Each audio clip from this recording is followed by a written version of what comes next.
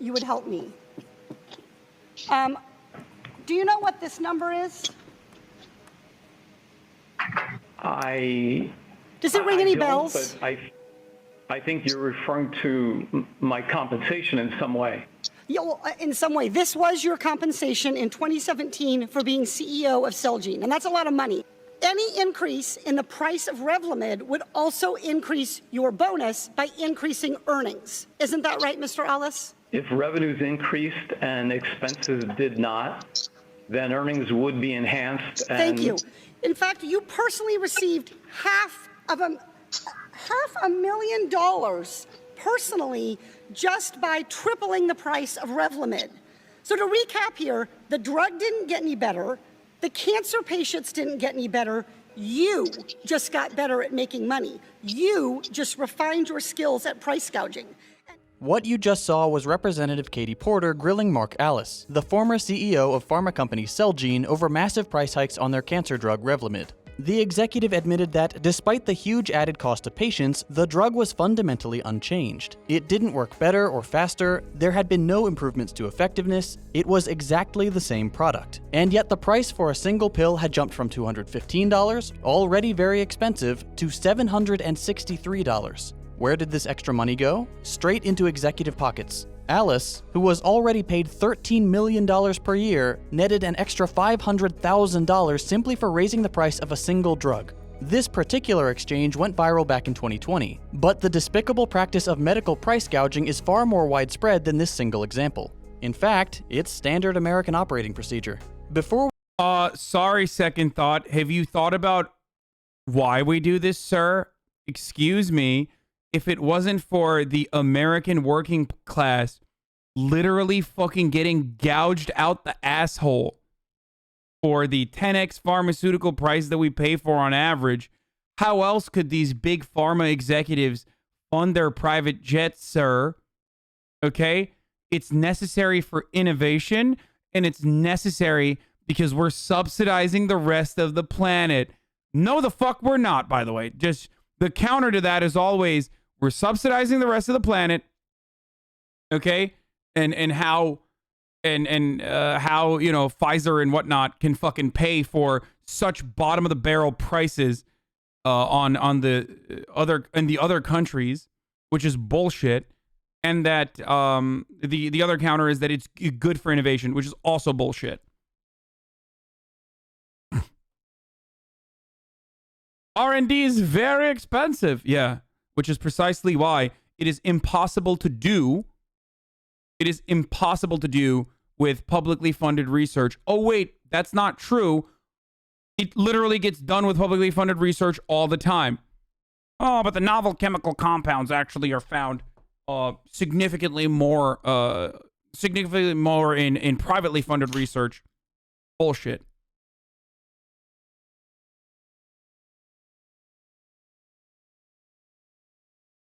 Before we get into the specifics, let's look at a few basic facts about the American healthcare industry as a whole. The US spends more money per capita on healthcare than any other nation on Earth. You would assume that this expenditure would guarantee the best care in the world. That is not the case. Despite being the most expensive healthcare system on Earth, consuming over 16% of our GDP, it's one of, if not the least effective in the developed world. We spend over $10,000 per capita on healthcare. And not only is the quality of care subpar, we don't even come close to covering everybody. Compare this. Why do you talk about shit you know nothing about? What you learned from YouTube LMFAO? Ooh, this is going to be a good one. Wants kids? Trump. Why is it always Trump supporters? The cabal. Yo, there's so much information on there you're not even looking at. How much did the Russia impeachment cost? Yikes, cringer. How do we pay for the R&D to... Oh, God. How do we pay for the R&D it took to get the pill into production? I don't know. Have you heard of a concept called your fucking tax dollars literally funding publicly funded research that then is sold off in the form of patents, is sold off to other pharmaceutical corporations to find new methods of delivery?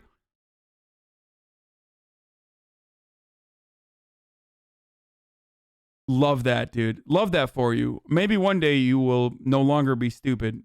Hopefully today is that day. You have the opportunity. To places like Germany, who pay drastically less per capita and guarantee coverage to all citizens. There were over 27 million uninsured Americans in 2018, and that number will have skyrocketed in the last year thanks to millions of COVID layoffs across the country. Even before the pandemic, we had more uninsured and underinsured citizens than any other developed nation. In addition to not covering a large portion of the population, even those with excellent health insurance, by American standards that is, struggle to pay medical bills. Over 25% of insured people reported having difficulty paying for the exorbitant cost of their treatment. Of this group, 63% had to pay most or all of their savings to cover the medical bills, and 42% had to find a second job. Life-saving drugs in America often cost 10 times what they cost in other countries. For example, in Canada, one vial of insulin costs $32. In the United States, the same drug from the same factory. That's not exactly true. It's true publicly funded research is utilized by big pharma to produce drugs, but it isn't patents just being stolen from tax dollar funded research law. No, I never said that it's stolen from tax dollar funded research. And also a lot of these pharmaceutical corporations absolutely pump money back into those publicly funded research institutions as well, so they can get fucking first right of refusal on a lot of these new game-changing patents and shit. I never said it's stolen. They still pay for it. The theft is from your pockets. Your tax dollars pay for that publicly funded research, and then you have to fucking buy it back in the most massive fucking upmarked bullshit cost.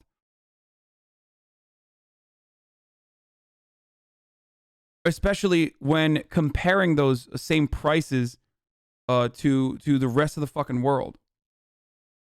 Costs $300. And that's not even an extreme example. Sorry. Take the same one vial of insulin costs $32. In the United States, the same drug from the same factory costs $300. And that's not even an extreme example. Take the HIV drug Truvada. In Australia, it costs just $8. In the US, it costs $2,000, despite US taxpayers footing the bill for its development. Every year, over 500,000 people go bankrupt trying to pay their medical bills. In a country where 40% of the population can't afford a surprise $400 expense, an ambulance ride to the hospital will cost you more than twice that amount. And all of this is happening in the richest country on Earth. This all sounds pretty bad, right? It is. Of all the things Americans choose to defend, our sadistic healthcare industry should not be one of them. It's inhumane, ineffective, and deeply corrupt. If you're wondering why our system is so awful, just follow the money. The healthcare industry spends more money on lobbying than the oil and defense industries combined. And those are both massive lobbies. Lobbying, of course, is just a euphemism for bribery. Lobbyists make generous donations to politicians, those politicians pocket the money and write legislation that favors the donor's industry. They both make money, and average Americans are worse off than they were before. This cycle continues indefinitely, and features a ludicrous revolving door wherein politicians often go on to become lobbyists themselves. It's a twisted charade and bears no semblance to actual democracy. But why are pharmaceuticals so lucrative? There are several reasons. One of them the fact that the relationship between manufacturers, insurance companies, hospitals, and middlemen is so convoluted that it's incredibly difficult to nail down when any one of them is price gouging. But beyond that, it's just simple math. Nearly half of all Americans take prescription drugs. That's almost 165 million people, and it represents a massive market for pharmaceuticals. It's especially lucrative because many people require these drugs just to stay alive, so they'll pay whatever they have to. And therein lies the fundamental problem that literally every fucking capitalist Econ 101 Andy lies to you about in regards to supply and demand. Because every Econ 101 class talks about inelastic demand. Okay? It is something that you learn in like the third fucking class of micro and macroeconomic principles. Okay? It's a lie to avoid the reality that with the field of medicine, with pharmaceuticals, with healthcare in general, there is inelastic demand. Literally something you learn in like your third fucking class. And yet for some weird reason, no one ever comprehends this reality, or no one wants to admit this reality. Can you explain that concept? He just did. You die if you don't get insulin. If you're diabetic and you don't get insulin, you die, which means you need it to survive, which means the pharmaceutical corporation can charge you $600 if they want to. And if you can't pay for it, you fucking die. So you're going to have to pay for that $600. If they want to, they can charge you $10. If they want to, they can charge you $600. There is no fucking supply and demand there.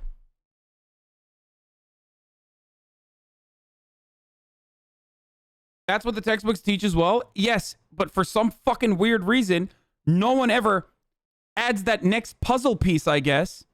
Okay? No one ever adds that next fucking puzzle piece that dictates that this needs to be solved through socialization. Okay?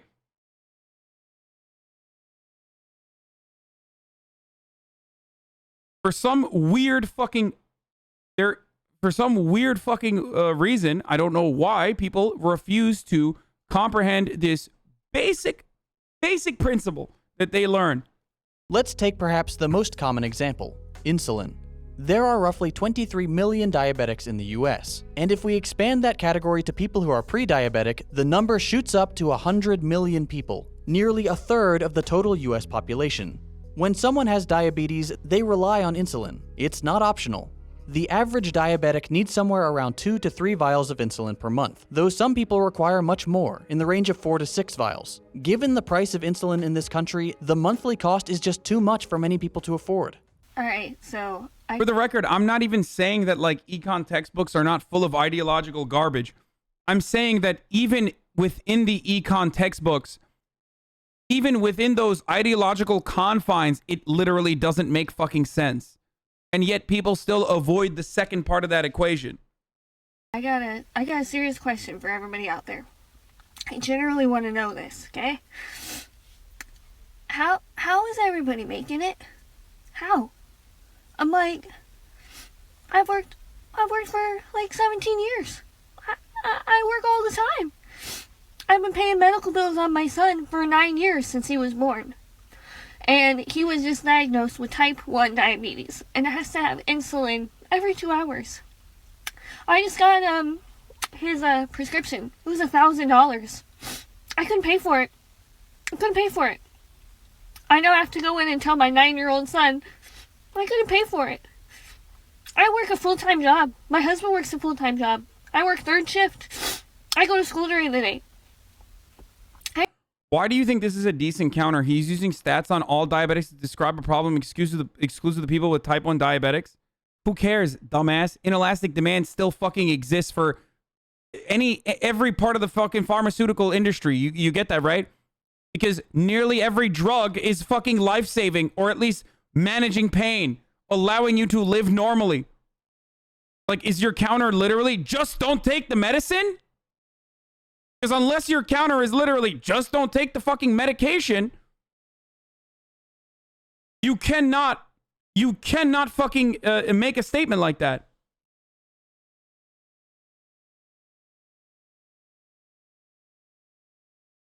How are you guys making it? Am I the only one struggling? How are you guys doing it? But surely there's a good reason insulin is so expensive, right? Well, let's take a look at the drug's history. All the way back in 1922, researchers from the University of Toronto announced the discovery of insulin. Two of the researchers, Dr. Frederick Banting and Dr. J.J.R. MacLeod, received the Nobel Prize for their work. Since these two men held the patent for insulin, they stood to make an enormous sum of money by monopolizing its production. Instead, realizing the life-saving potential of the drug, Banting and MacLeod sold the patent to the university for $1 each.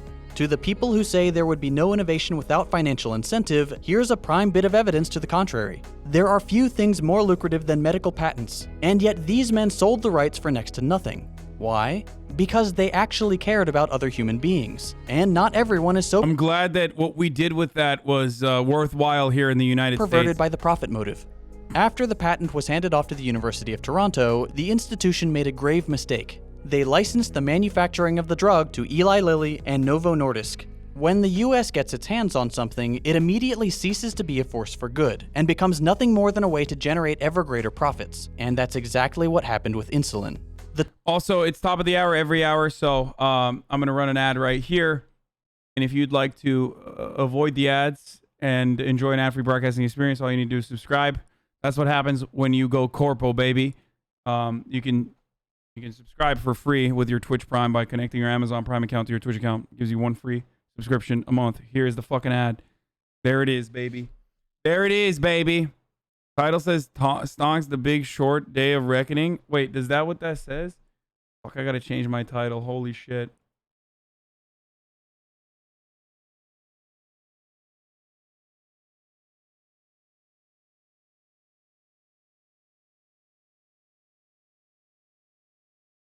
React Warlord. Friday.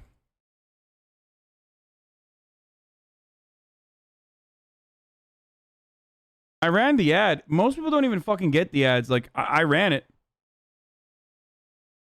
The two pharma companies patented their products, essentially creating a monopoly over the life-saving drug. Eventually, a third company, Sanofi, got in on the action. And today, these three companies account for 90% of the insulin market. You may be thinking, okay, cool, so there's at least some competition. Well, not really. Here are some graphs plotting the price history of drugs from these companies. Notice anything? The prices for their respective drugs have increased at exactly the same rate. Not at similar rates, at exactly the same rate. That's not competition, that's collusion. The insulin giants are working together. No, you don't understand. It's called price leadership, my friend, which is very different than price fixing. If you do it behind a smoke-filled room, behind closed doors in a dark, shadowy environment, that's called price fixing. If you do it, and then the other company immediately follows through on it because they realize, like, yeah, of course, we can make more money, we can squeeze more profit out of these motherfuckers, then that's called price leadership, okay? Which is not illegal, and it's just, as someone in the chat also pointed out, jolly cooperation, okay? That's what that is. I see no issue with this, sirs and madams. There is no collusion, you see. When it's called leadership, there is no collusion. I mean, the free market, if they wanted to, they could lower the price and be more competitive. But they somehow refuse to do so. Very strange.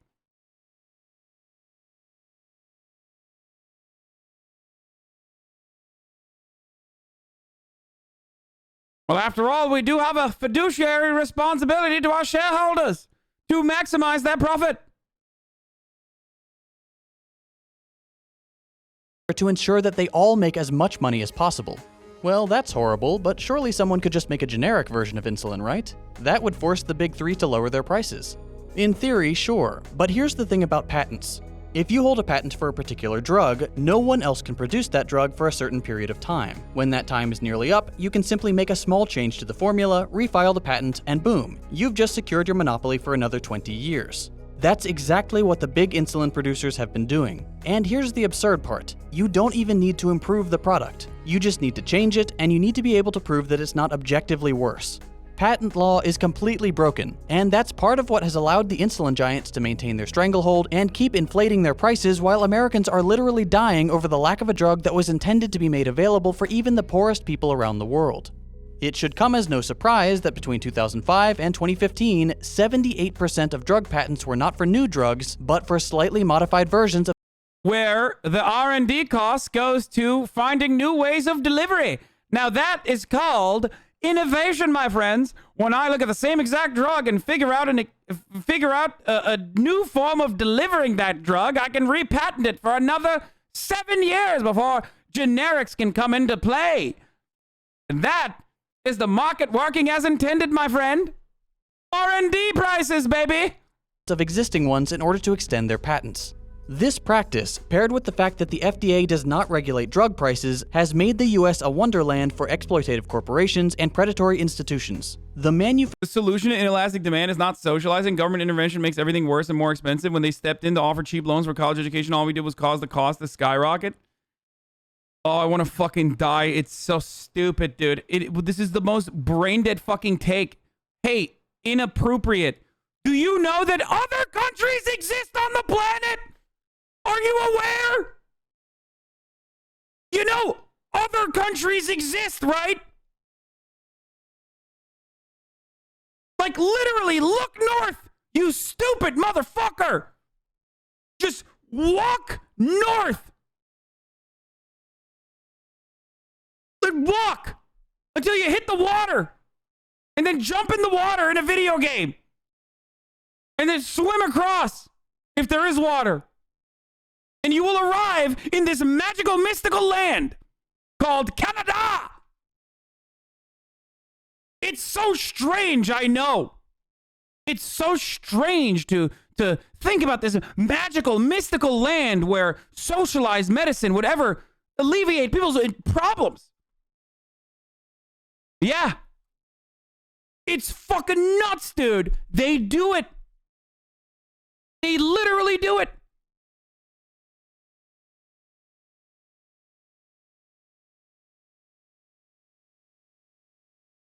Nah, dude. That fucking doesn't happen, dude.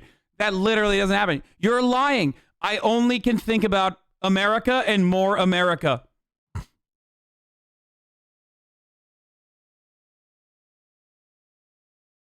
Manufacturer can charge $1,000 a month for insulin. A hospital can charge $100 for a single IV bag that's worth maybe $1. Private insurance companies can make it nearly impossible to find in-network doctors, forcing you to pay absurd out-of-network rates. They can set insanely high deductibles, which will guarantee a healthy profit for the insurance company while threatening even financially stable Americans with bankruptcy. And of course, this insurance is tied to your employment. So if you get laid off because, I don't know, a global pandemic that we completely refuse to address, you'll be paying out of pocket for everything. This system is not built with the well-being of American citizens in mind. Its sole purpose is to monetize the suffering of hundreds of millions of people. When the profit motive is the driving factor, nothing else matters. Everything is beholden to the dollar. This is why insulin is 10 times more expensive in the US than anywhere else. This is why scumbags like Martin Shkreli can raise the price of a drug by 5,000% overnight. It's why so many Americans go bankrupt trying to pay medical bills. It's why we die of preventable causes. It's why our sick refuse to get treatment, because they know they can't afford it. As long as the pharmaceutical industry is allowed to operate without oversight, they will continue to raise prices until there's not a single American who can afford their drugs. Unlike the men who discovered insulin, the ones who peddle it today don't care about their fellow human beings. All they care about is making money. We need to take a look around, realize that our healthcare system is the worst of any developed nation, and demand that those in power drag our country into the 21st century. There is no reason for this amount of suffering in the richest nation on earth. If you'd like to learn more about what a modern, egalitarian healthcare system could look like, I highly recommend you check out Medicine of the Future on CuriosityStream. It's a great documentary about how advancements in medicine could extend the healthy lives of all people. CuriosityStream is an established streaming platform with a solid track record of caring about great educational content and the financial security. Last time I went to the hospital, it was freezing. A nurse offered me a warm blanket and said, and I thought it was nice and accepted it. Then I saw what I was charged for that shit. Fucking hell, what's going on here? I wonder how much they charge you for it.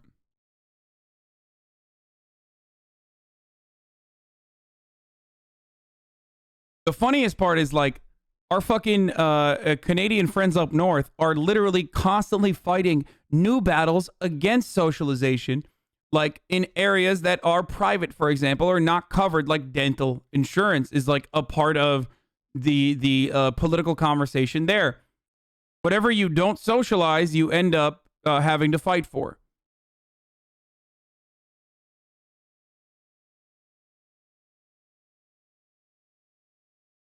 Part of the reason why hospital prices are sky high is also because of our middlemen, our very powerful middlemen, insurers.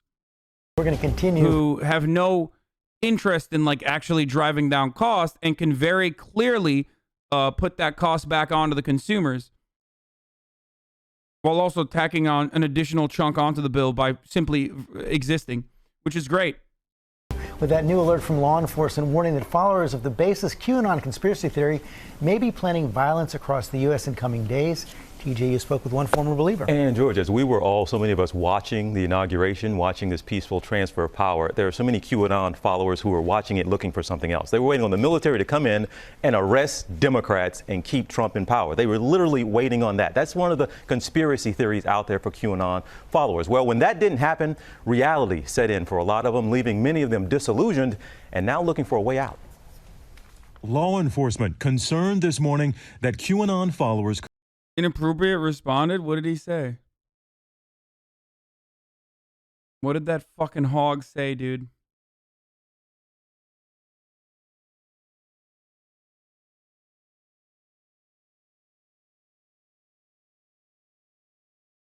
You just say, look at Canada. Okay, our healthcare system has more innovation, even though we do not have a truly free market in medicine. The truly free market would make medical care cheaper and better.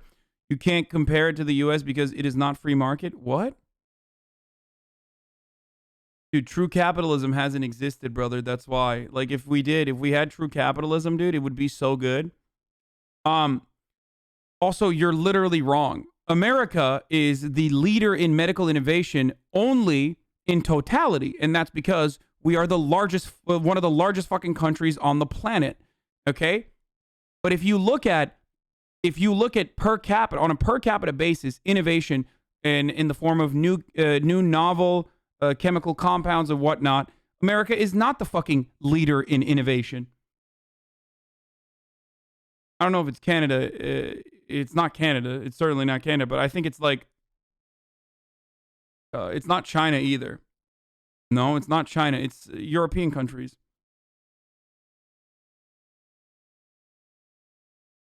I think it's Switzerland. Switzerland might literally be the leading innovator. Even though Switzerland itself also has the most capitalist healthcare structure.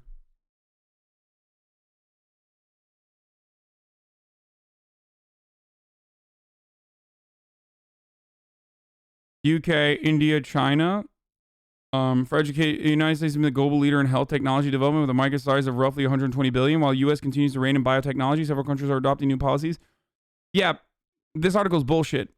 What I'm talking about is like a metric of looking at medical innovation is by looking at medical research, medical patents, and also novel chemical compounds, right? And when you look at that on a per capita basis, countries that have significantly less, countries that spend significantly less on pharmaceuticals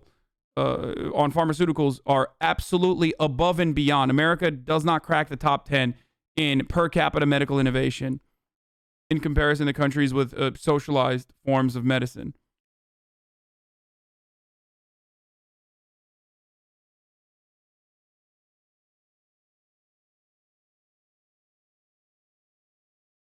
Why per capita? How else would you look at it? Then the United States is the greatest, then, I guess. All the time. Always.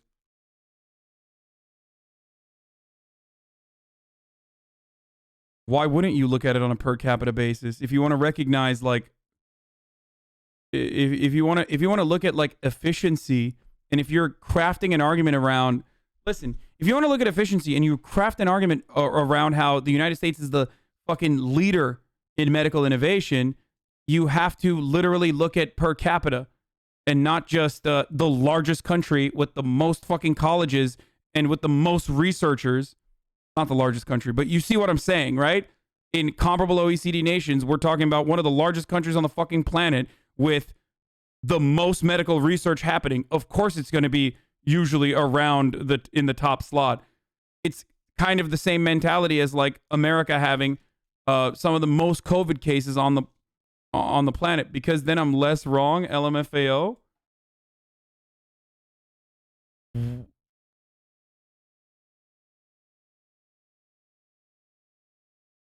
I can't tell if wait.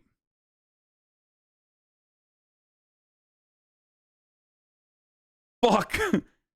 What? Oh, okay. He was quoting someone. Oh, Jesus Christ. I was like, what the fuck, dude? That's like not, he was being sarcastic. I know. I know. That was, oh, holy shit. For a second, I was like,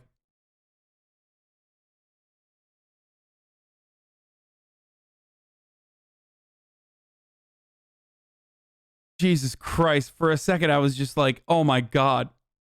Well, oh, I see you're using that famed per capita argument, claims to hate capitalism, constantly using per capita arguments. That's only one letter removed from capital. Got him. I fucking owned, brother. World's most innovative countries. Anyway, let's keep going. We'll look at that later. Could be plotting acts of violence in the coming days. According to a bulletin obtained by ABC News, the new misplaced QAnon belief predicts that Trump will be returned to power January 31st. But for some former QAnon followers like 27-year-old Ashley, the latest false theory won't lure them back. The constant state. Cost for where drugs come from by country.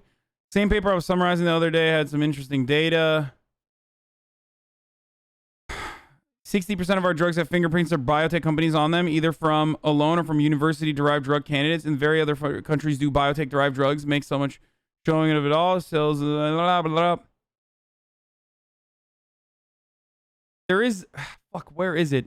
There is an entire graph that I used to use all the fucking time. I'll pull it up eventually. I'm sure one of the chatters can find it. But there is actually a statistic that you can look to with like, citable documents per million population. But I don't know if this is specifically in the medical field, but yeah, if you look at it per capita, citable documents, Switzerland is owning, Denmark, Sweden, Finland, Norway, Netherlands, Australia, United Kingdom, Belgium, Canada, Austria, Israel, Germany, and then United States. And I don't know if this is citable documents for medicine though, but there is one for medicine as well. What the fuck is this?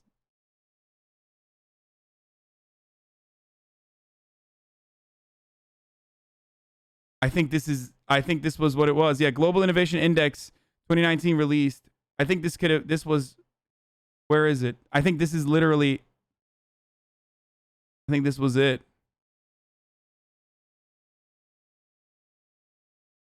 Was this it?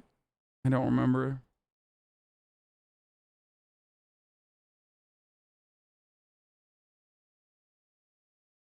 Pouring tax dollars into R&D does not equal innovation, only free market innovate. Dude, shut the fuck up, dude. Why don't you go fucking free market some bitches, bro?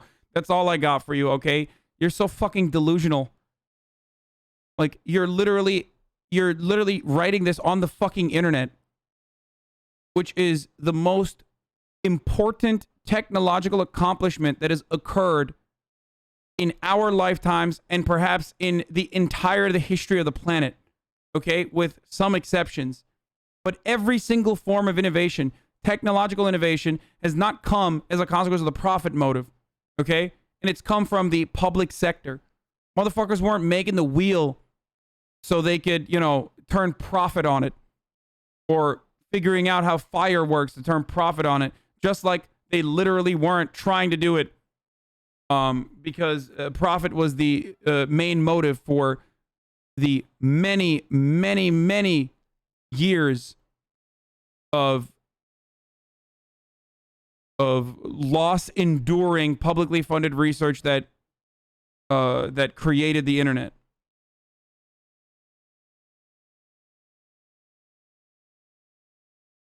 Hassan, the real reason that medical companies in other countries can be that innovative is because the U.S. companies are willing to pay them huge amounts for patents. That, my friend, is fucking bullshit. You are literally making it up. You're just making stuff up, dude. Also, as far as fucking loss sharing goes, there wouldn't be a separate fucking patent for the rest of the planet alongside a distribution, alongside a patent for the United States, because it's that profitable to sell just to the United States.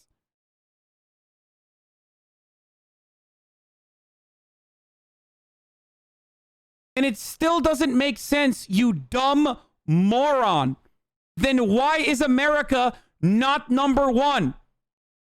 Are Americans saying we actually want publicly funded research from other nations with socialized medicine? It's so fucking stupid. Your argument makes no sense. We would still be number one.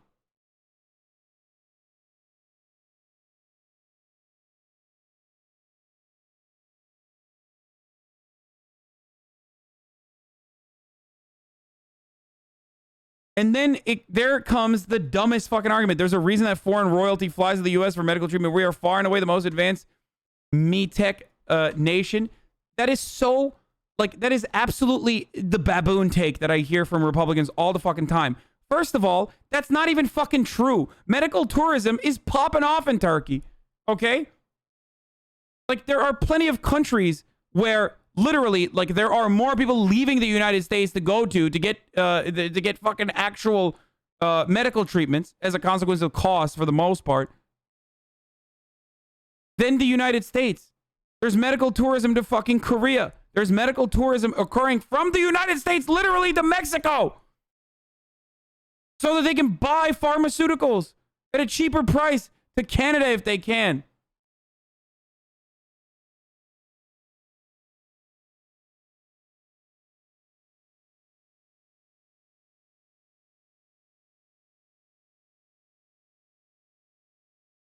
Justifying the U.S. medical system because rich people fly here for high-tech and experimental surgeries, like saying we have the best economy because we make sick yachts. Yeah.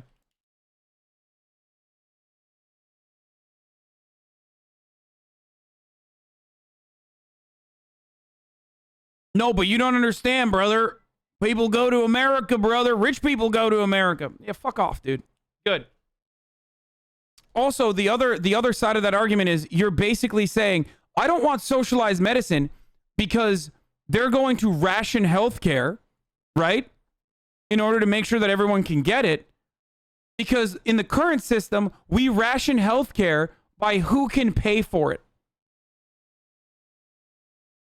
So it's not about need. Healthcare should not be about need, but about who can pay for it. That's at the heart of the American mentality on healthcare. And it's so fucking stupid. Hold on one second. Of fear and panic was awful. That's what she says she felt in the days leading up to President Biden's inauguration. When the president was sworn in, I was crying. I was just heartbroken. I thought we were going to get taken over by China. I thought that Christians were going to start being executed. Like, I thought we were going to die. And I know it sounds extreme, but I was so afraid. Ashley later posted her thoughts on TikTok. Well, I was wrong. And it sucks. I have spent the better part of the day crying. Some of it out of disappointment, some of it out of anger, and some of it out of fear. Now the young mother has become something of a QAnon whisperer, trying to explain the mindset of believers to outsiders. I just started learning a lot. I'm like, oh my gosh, like everything was a lie. You were not in reality at all. The Michigan native says she was first introduced in October when TikTok videos promoting conspiracy theories popped up in her feed. I just started reaching out to friends that I knew that they were bigger Trump supporters. So I started asking them, and they would send me YouTube links and then groups to join and Telegram chats. The lifelong Republican says she latched onto the false belief that Hollywood and Washington elites are involved in a child sex trafficking ring and began delving. You know, normal stuff like that, right? Just normal, usual, regular things to believe in. Deeper. Ashley says she's trying to move on, but she admits it's not always easy. I think it's hard to mentally unpack what you believed so much that was real that is not real at all. And she's not alone. Some former QAnon believers are posting on Reddit boards. Yeah, I fell for it. Yeah, I'm kind of embarrassed, but it is what it is. Another writing, confusion would be the best way to describe my current mood. A little disappointment, some embarrassment, maybe even relief. But Ashley says the good days outnumber the tough ones. I can't explain how much lighter I feel now to just know, like, oh my gosh, like my daughter's safe. I'm not going to die. Everything's fine. I mean, it's crazy. Ashley says she's staying engaged, guys, in these conversations online because she actually wants to help other people. And again, nice. The FBI says groups like this are potentially a domestic threat to this country. So do they think those former believers are actually the best way to combat this? Well, the best way to go about it, it's almost like they feel like you need a support group to rescue. They actually talk about it, and they use words like, call it a cult, that people need to be rescued from it. So some people like her speaking out think it can be good for other families. Pretty scary stuff. Well, hey there. Who is the West Virginia lawmaker who attacked the Capitol? Mean nerd guesses who's been in a fraternity? Oh my god. Uncommon Twitch clips compilation. These pools help support half the people on Earth. Okay, I don't want to watch the far-right protesters storming the Capitol. Maybe we'll just... Derek... We'll look at Derek Evans, and then we'll move away from, like, purely political reacts, because I'm kind of bored with One that. of the people arrested for the January 6th Capitol assault was Derek Evans, an elected official from West Virginia. But people who know Evans say this latest incident is part of a pattern of threatening behavior.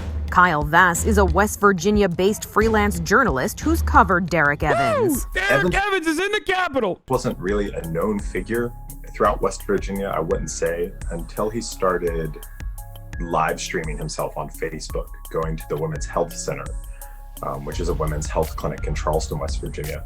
He'd filmed himself standing outside and just yelling at women and anybody who was working at. Dude, okay, dude. I mean, these guys are such fucking psychos, dude. Oh my god.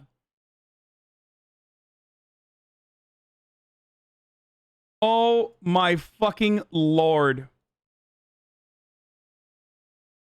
Such sick fucking freaks. Like, that's who gets celebrated in the Republican Party. That is who gets elevated in the Republican Party.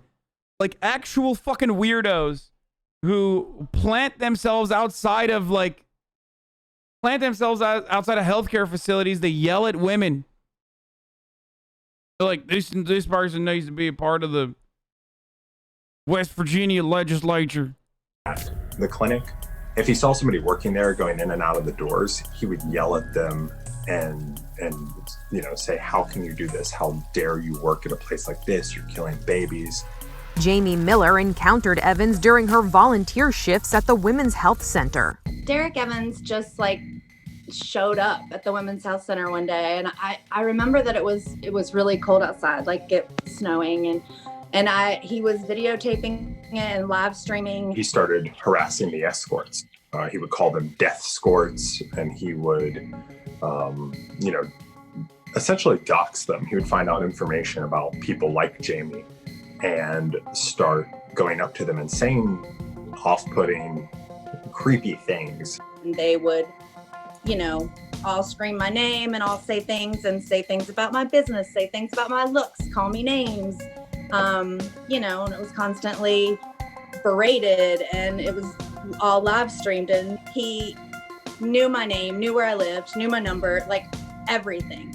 You got my t-shirt on today, Jamie. What's up with that? Heard from my lawyer yet? Saying their full names, saying, oh, I saw you were at such and such the other night on Facebook. How was that? Engaging them on an intimate level that, from the women I talked to, made them feel very uncomfortable, like they were being stalked.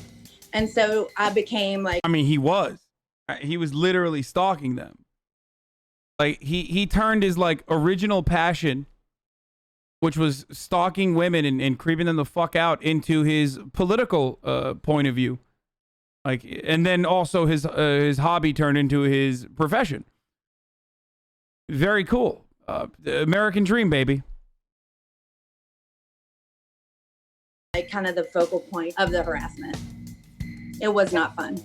A lot of West Virginians learned about who Derek Evans was as a result of this, right? Of him live streaming. Miller took out a restraining order on Evans. He wasn't supposed to say my name. He wasn't supposed to be at my employer, which was the Women's Health Center. He wasn't supposed to talk about me online, or even have his followers talk about me online. Nobody was supposed to. I was not supposed to be part of this at all. And he showed up at the Women's Health Center, and he talked about me, and he had his followers talking about me, and they were saying that I was a liar, that that the order wasn't real, that it didn't happen, that I'd made it up, so it was the same kind of bully. The Charleston City Council passed an ordinance that made it so that protesters like Evans couldn't congregate around the center. They had to stay a certain number of feet away.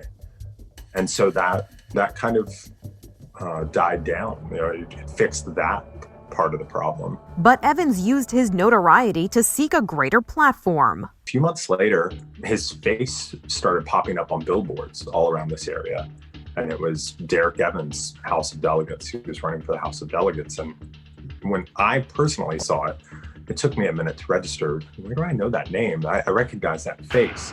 And it was like, oh, wow, that's the same guy. That's the same guy who was filming himself outside the Women's Health Center.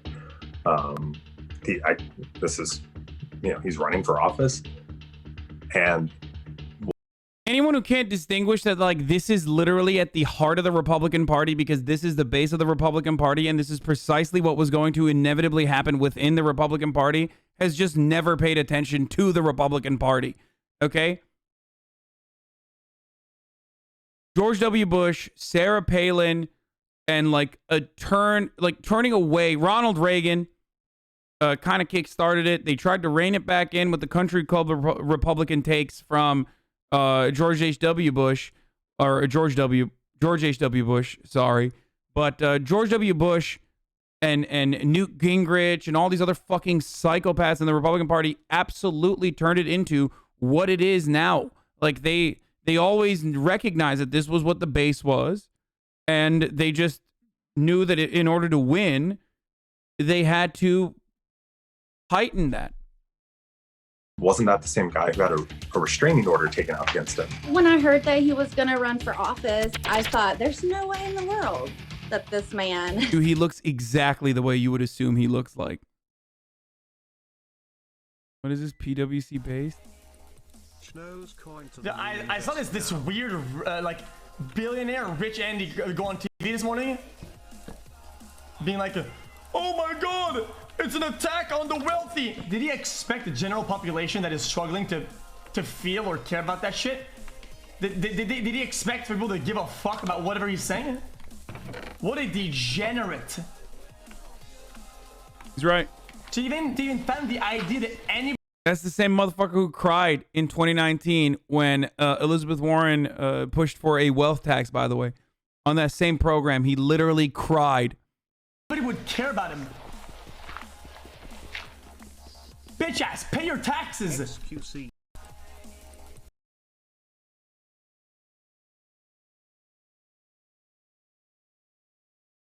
A little off topic, but is a political science major worth it? I don't know, man.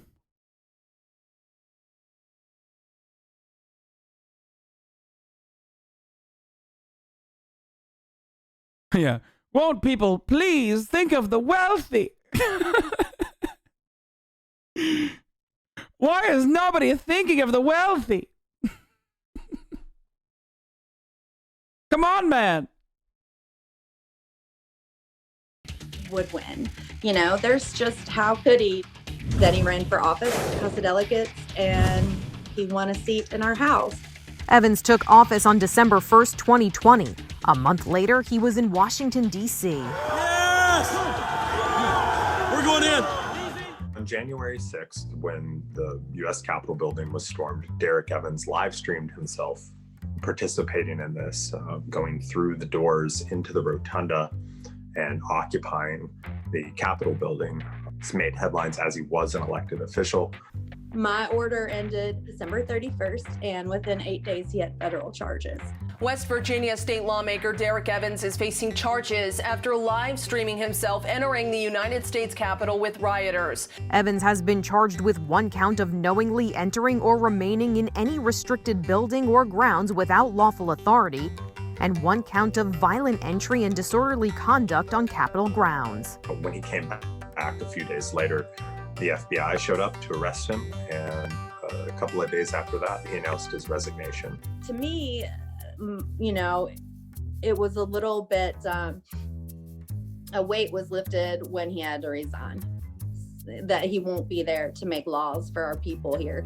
But Evans's arrest and resignation may not mean he will step away from his activities. Can't comment on what Derek Evans is going to do, obviously, but it is my understanding of the rules as written that despite the fact he's resigned and despite the fact that he's facing charges, he would still be eligible to run again for office. We were kind of wondering if he doesn't have charges and if he doesn't go to jail, if he'll come back to the clinic. If he comes back, I will get a restraining order. Yeah, definitely. Yes. This is Inside Edition Digital.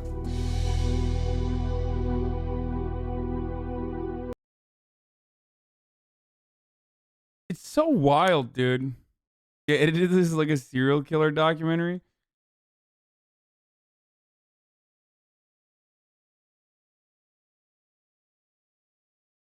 Please also react to the farmers' protests going on in India. The police and right-wing extremists are attacking elderly protesters. More than 150. Wait, what? 150?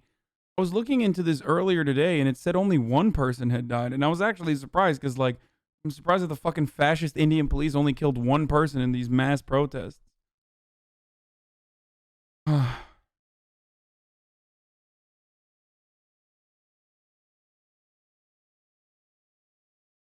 Joe Scott vid on the future of energy production? No.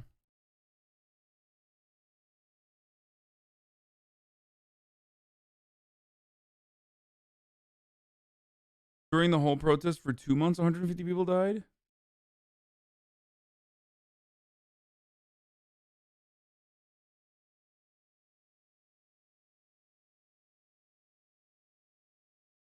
You mean conservative? No, I mean fascist, motherfucker.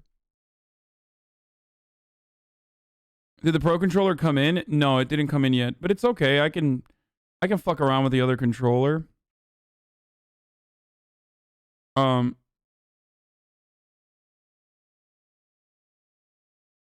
That's fine. Like I'll use the use that one. 3, 2, 1. Mean nerd guesses who's been in a fraternity? He won. He's in a frat. I don't want to watch that. That looks is terrible. Uncommon Twitch clips compilation. I've done my best to ensure there's no content that can get you in trouble, and for streamers, please put your cam in the top left. No. Smile. If you enjoy these videos, a subscription means a lot to me. Hope you enjoy. Dog died, fish died, cat died, mom died, train derailed, plane crashed. I just talk like this. Hello, I'm Siri. Chase monkey. Look at those. Is that a dodo bird? Oh yeah. Not that. Yes, it is a dodo bird with a hat on. Matt, stop! What is wrong with you? I need to feed my family. Why would you do that? I need to feed my family. Which game is this? It's either that or we die. Turn around. Don't look. Stop! This one's for Ark? What the fuck? You're fucking formatting for a fucking enjoying. What have you been smoking?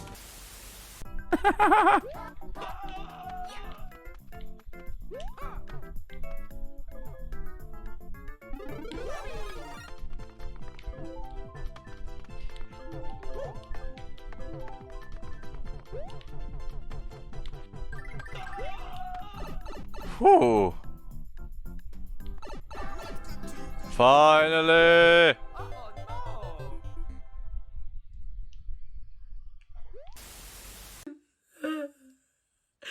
Yo, I'm about to have a panic attack. Fuck. It's over. Run's dead. Shit, we fucked it. Fuck, it's over. Run's dead. Holy fuck, run's over. Fuck, I messed it up. Fuck, it's over. Fuck, it's over. Due to all that time saved. Holy fuck, it's over. Crap. Actually, no, wait, it's fine. Nope, just kidding. Okay, we're fine. Nope, we're fine. Just kidding. We're fine.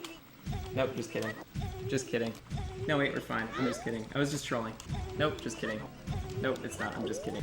Never mind. I was just tricking you. I wonder how many... Dude, I would go insane if I did what Clint did. Like, I don't understand how he can do this. Like, it blows my fucking mind, dude. Speedrunners are just crazy, dude. People fell for that. I wonder how many people fell for that. I wonder how many people I tricked with that. Okay, I wonder how many people fell for that. Okay, I wonder how many people I tricked. Okay, how many people fell for that? Okay, how many people fell for that? Okay, how many people did I trick with that? How many people fell for that? Okay, I wonder how many people were tricked. How many people fell for that? That's actually what was supposed to happen. Who bought my lies? Oh my God! Dude, the thing that everybody... onion ring. I got an onion ring.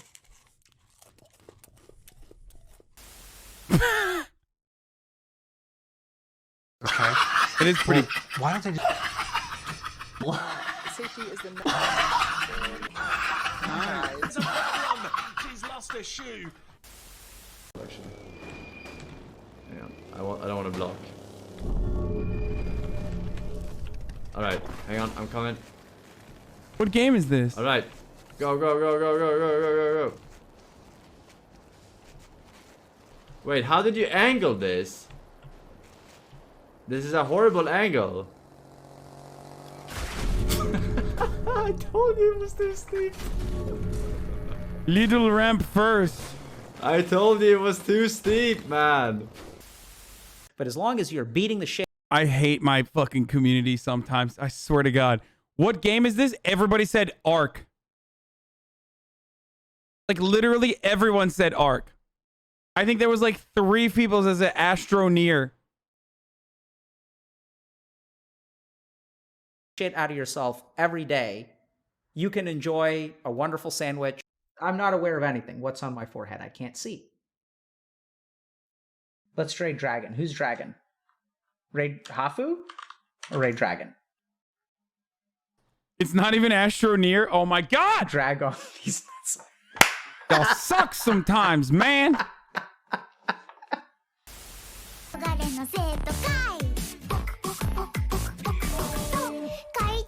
You will never be Japanese. You will never find the love of your life in Japan who looks like this and is a cutie pie Japanese girl. Why is he saying You will never be the this? protagonist in an anime.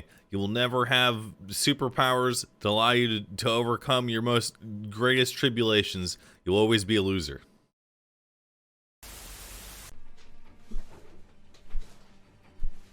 What was he doing? Crafting. Chest.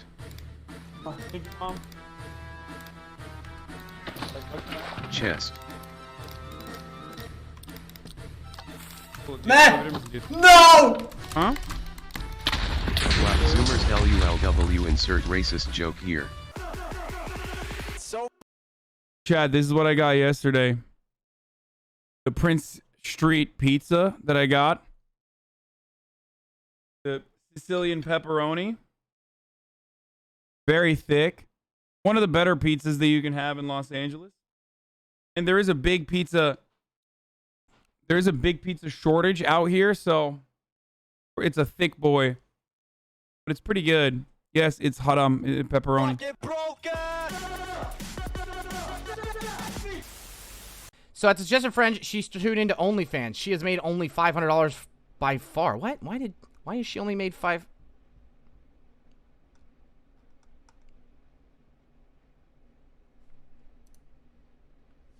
All right. So OnlyFans, founded in 2016, was based in Britain. I'm sorry. I didn't know what. I prefer really not to speak. If I speak, I am in big trouble. In big trouble, and I don't want to be in big trouble. We'll share this then. Okay. All right. Cheers To your health, son. to our health.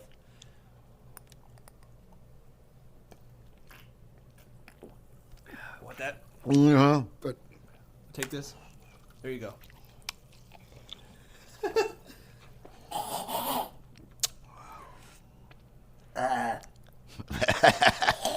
okay. Gee, my son's a pussy. Yeah. Suka. XUCL. Guys, look. I got the juice. Welcome to the jungle, chat. Look in chat. Says you. Says you. Says you. We summoned him.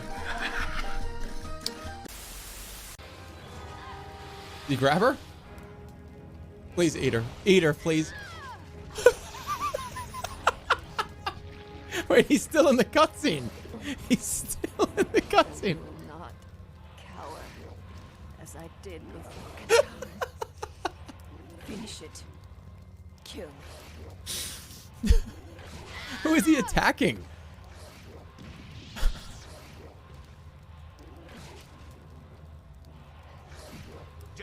This is Ark.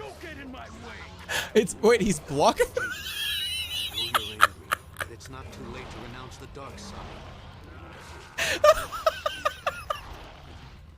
He ate him. This is just the He ate him.